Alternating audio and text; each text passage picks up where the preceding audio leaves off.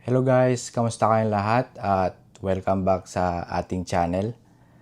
Meron kasing isa sa ating mga follower na nagtatanong, ano daw ba yung mga gamit ko at ano daw ba yung mga magandang tako, murang tako na pwedeng gamitin para sa mga baguhan at nag-uumpisa pa lang sa bilyar. At ito ipapakita ko sa inyo kung ano nga ba yung mga ginagamit ko. So, magsisimula tayo dito sa case ko. Itong case na to, Predator. Predator siya. Ito, binigay lang sa akin tong patch na to, LIC. Shoutout nga pala sa LICQ Club. Dito, pwede kayong bumili online ng gamit nyo. Search nyo lang empireqs.net. So, doon, makikita nyo lahat, may mga iba't ibang klase ng tako, tisa, gloves, at iba pang mga gamit sa bilyar. Pwede kayong mag-order doon, online. So, ang case na to ay 3x5. So, magkakasya dito ang 3 bat, tsaka 5 shaft, na ganito. So, tapos, nabili ko to online sa Predator mismo, sa Predator site. Search nyo lang, predator.com. Makikita nyo doon. Iba't ibang klase ng case. Tsaka maraming tako din pagpipilian doon. So, nabili ko to ng $200 dito sa US. So, pag convert mo yun sa peso, mga mahigit 10,000 pesos. So, dito naman tayo sa playing cue ko. Itong playing cue ko ay J Flowers. Yung mumurahin lang to na J Flowers, nabili ko siya ng $350. Kasama na yung upgrade ng tip niya. Ito. Pina-upgrade ko to. Yung stock niya kasi is Muri. So, pina-upgrade ko siya ng kamoy. Medium na brown. Gustong gusto ko kasi yung kamoy, guys. Matagal na kasi akong gumagamit ng kamoy. So, maganda siya para sa akin, makapit. At saka hindi siya mabilis maubos. So ito, J Flowers. Nabili ko lang din to online sa jflowers.com. Search nyo lang sa internet, guys. jflowers.com. So yung weight nito 19 ounce. Tapos yung size ng shaft ko is 11.8 mm. Dito yung standard. Yung standard, guys, is 12.5. Gusto ko yung mas manipis konti kasi pag malit kasi yung daliri ko pag nagko-close finger ako, mas sakto siya. Ayoko kasi yung medyo makapal. Tsaka mas komportable sa akin yung medyo manipis. Depende naman yan sa gumagamit, sa preference nyo. Kung ano yung mas gamay nyo. So ito, J Flowers. Ito yung playing cue ko. Then next, ito naman yung jump brake ko, guys. Nabili ko lang din siya online ng $200. So, para sa akin nakatipid ako dito kasi yung ibang brake yung kasi mamahalin kagaya ng mga mesh, power brake, tapos yung mga BK Rush, Predator, yung mga yon. Mahal kasi yung mga yon, nasa mga $500. So, ito yung kinuha ko kasi mas mura siya. Tsaka brake lang naman. Pwede mo namang, gusto mong mas malakas ang brake mo, pwede mo namang dagdagan lang ng puwersa. At sabi ko nga, nakamura ako dito kasi nga, jump brake na siya. So, convertible. For example, ito yung, gagamitin mo siya pang brake. Tapos, pag gusto mo siyang pang jump, tanggalin mo lang yung kalahati ng bat niya. So, yung tip nito, guys, ay Tiger Icebreaker. Hindi ko maalala. Basta Tiger tip to. Maganda rin to, solid. Matigas. Okay, so ito yung jump brake. Tapos, ito naman, guys, Q-Tech na Shane Van Boening Edition.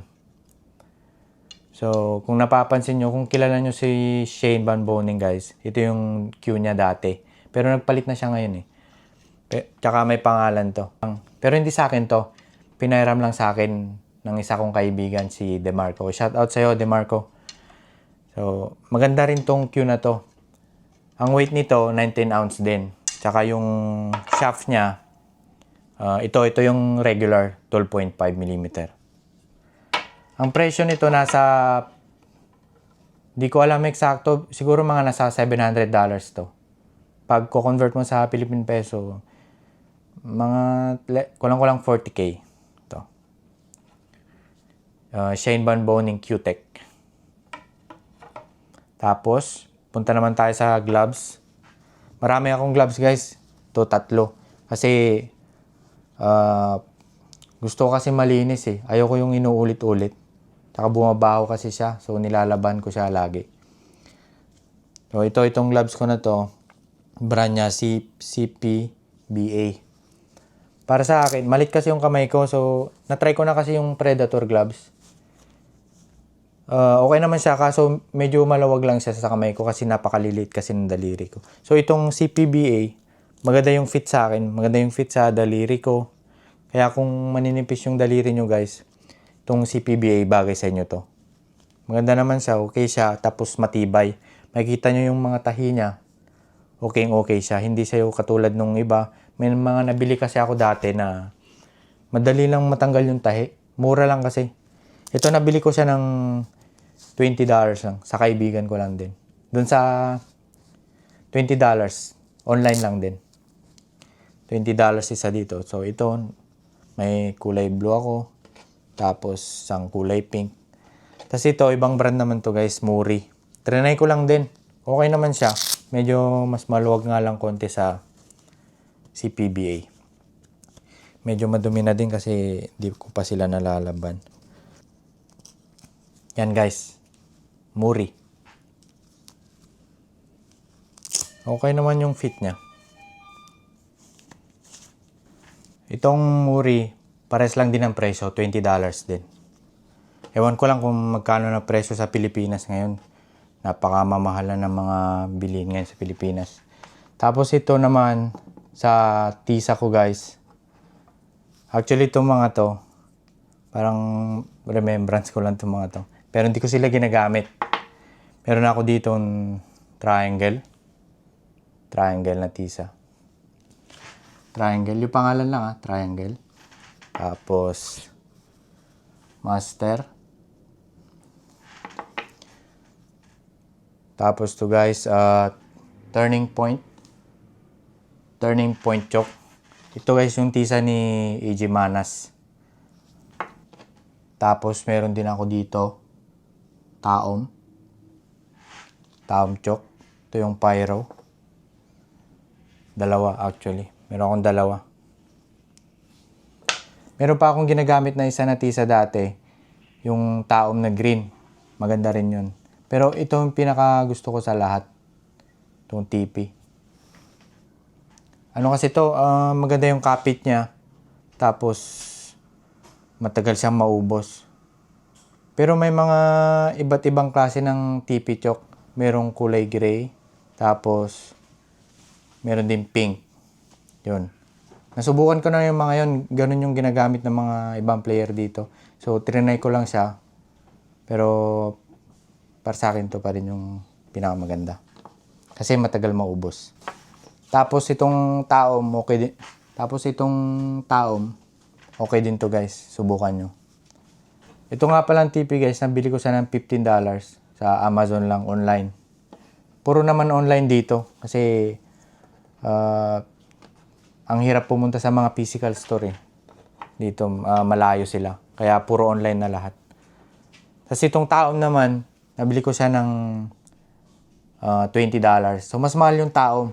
Mas mahal siya. Mas mahal pa yung green. Kung nakakita na kayo ng green, mas mahal pa yun. Maganda kasi yun. Pero para sa akin, ito pa rin. Pinakamaganda. Tapos, ito, free lang to ng, alam nyo na siguro to. Ano to, yung ulo ng tiriret. Bridge. So, free lang to ng, guys. Free lang sa akin ng Predator nung binili ko tong case ko. So, ginagamit ko siya. Pag gusto kong mag-tiriret ganyan, lalagay ko lang siya sa dulo ng tako ko. Parang ganito.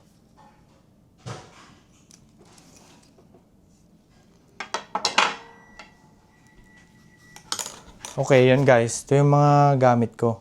Sa mga naghahanap ng mga murang tako na magaganda, nung nagsisimula pa lang ako, ang mga ginagamit ko, isa na yun yung Robson. Kung alam mo yun, mabibili nyo siya online na ngayon. Robson, mura lang yun, mga less than 5K lang yun. Tapos, ang mga ginamit ko pa dati yung Pampanga Q. Mura lang din yun, less than 5K. Tapos, gumamit din ako ng Roy Bautista. Yun. Tsaka, hindi naman kailangan mahal yung tako nyo guys pag nagsisimula kayo maglaro. Importante lang naman dyan is dapat sakto yung timbang niya para sa inyo. Para sa akin, ang saktong timbang is 19 ounce. Sakto yung timbang niya. Tapos, straight siya. So, pag bibili kayo ng tako guys, i-roll nyo muna. I-roll nyo sa table. Titignan nyo kung diretso siya. Kasi kung gigiwang-giwang siya, ibig sabihin nun hindi siya diretso. So, pag nabili nyo siya, tapos ginamit nyo, kahit akala nyo sentrong-sentro yung sipat nyo, hindi nyo may papasok kasi hindi nga siya diretso. So, yun. Kailangan sakto yung timbang. Dapat straight siya. Tapos, palitan nyo na rin yung tip. Ang may re-recommend ko na tip guys, kamoy. Maganda kasi yung kamoy. Dating ginagamit ko soft, pero nagpalit na ako ngayon ng medium. Makapit siya. Medyo mahal siya, pero maganda siya. Maayos. Pero kung meron kayong mas malaking budget, maganda mag-carbon na lang kayo guys. Kasi yung carbon, hindi siya nagka-curve. So kahit kung napapanood nyo sa Facebook, meron pa silang mga binibenta na inaapakan nila. Pero hindi talaga siya nagka-curve. Hindi siya nagka-curve, hindi siya nababali. Tsaka ang kagandahan ng carbon fiber guys, low deflection siya. So ibig sabihin kapag ginagamit nyo siya, konting-konti lang yung i-adjust nyo ng sipat kapag kunwari gagamit kayo ng spin. So kapag carbon fiber yung bibilhin nyo, okay lang naman tong J-Flowers para sa akin. Hindi siya masyadong mahal. So 20K, 25K, okay na. Makakabili na kayo. Unlike sa mga ibang cues, katulad ng Mesh Q, Predator, Q-Tech, yung mga yan, mga carbon fibers, napakamamahal. Meron din mga kahoy katulad ng mga Perry. Yan, sobrang mahal din yan. Yung tako ni Michael Feliciano, X44, tsaka ni Anton Raga. Yan, sobrang mamahal yan guys. Kasi sila, sponsor ng Perry. Tsaka ito nga pala, itong Saint Boning na to, na Q. Tako rin to kung napapanood nyo si Jericho Banyares, si Panday, ito yung tako niya ngayon. Ito yung ginagamit niya. So, maganda talaga siya. Low deflection. Mas less effort pag nagpipitik ka lang. Ganun. Ayun guys, so kung gusto nyong umangat yung tira nyo, wala yan sa tako. Pwede kang magsimula ng mga ordinary lang. Walang problema yon. Basta importante, lagi lang kayo mag-practice.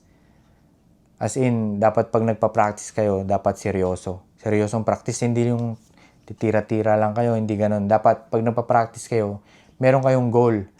Kunwari, merong isang tira na nahihirapan kayo, yun ang practicein nyo. Practicein nyo lang paulit-ulit hanggang sa ma-master nyo siya. Yun lang. Kasi wala namang pinanganak na magaling na kagad eh. Lahat naman yan nakukuha sa practice. Sina Efren Reyes, yung mga pro players, hindi naman sila pinanganak na magaling eh. Nakuha lang din nila sa practice yan, tsaka consistency.